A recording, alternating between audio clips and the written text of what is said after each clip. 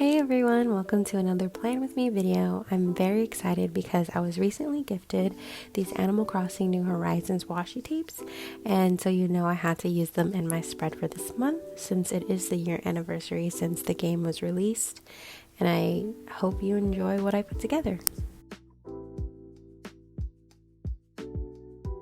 The first thing I get started with is always setting up the days of the week, and so I decided to go for a light green as the main highlight color since the washi tape I will be using features the green Animal Crossing leaves, so I thought green just made sense.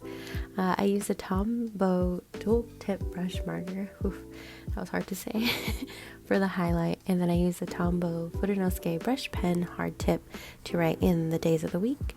I'm still not great at hand lettering / calligraphy, so I really like the hard tip because it can be more forgiving than the soft tip. So I highly recommend this pen to anyone that is in the beginning phases of hand lettering. Next, of course, I went and added in all of the dates with the same hard tip Fudenosuke pen so that I could have consistency with the dates and the days of the week in terms of pen thickness. Now comes the really fun part, adding the washi tape. I don't really have a system for where I decide to put washi tape, but I knew that I wanted it to accentuate the stickers that I chose for the spread, so I started off by using it to cover up the mind map title since I didn't plan on making a mind map this month, and then I decided I wasn't going to be using the boxes on the left, so I decided to cover up those titles as well. Then I grabbed a couple of my Animal Crossing stickers and started to play around with where they would go on the layout. I don't really have a method, again, for where I place my stickers at first, at least when it comes to the theme.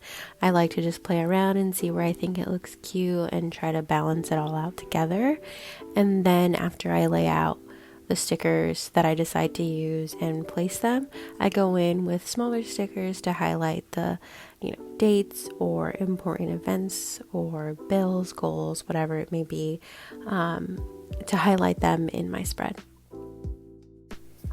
Here I decided to add some acorn washi tape that I have just because I felt like it was kind of blank here, but the stickers that I had didn't really take up the space very well, so I thought an acorn washi would do better to kind of bring out those Animal Crossing vibes and cover up the space that I didn't need.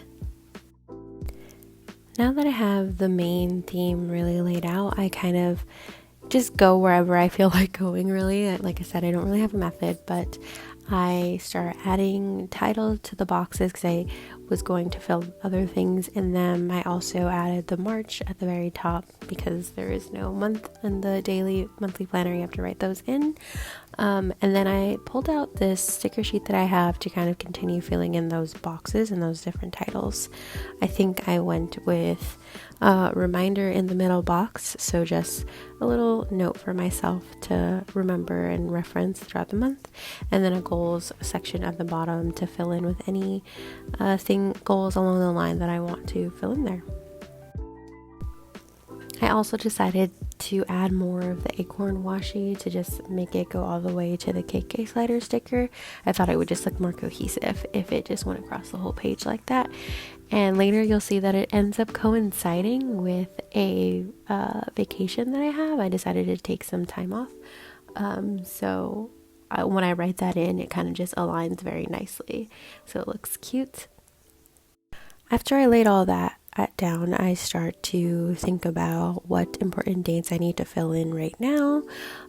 So I actually have a bill tracker at the back of my passion planner to reference at the beginning of every month, so I can write in, what due dates I have, right at the get-go.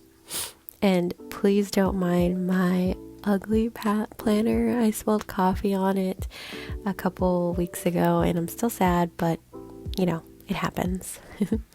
I also, as I'm planning, do like to reference the month before to see if there's anything I needed to re-add or if there's anything I missed.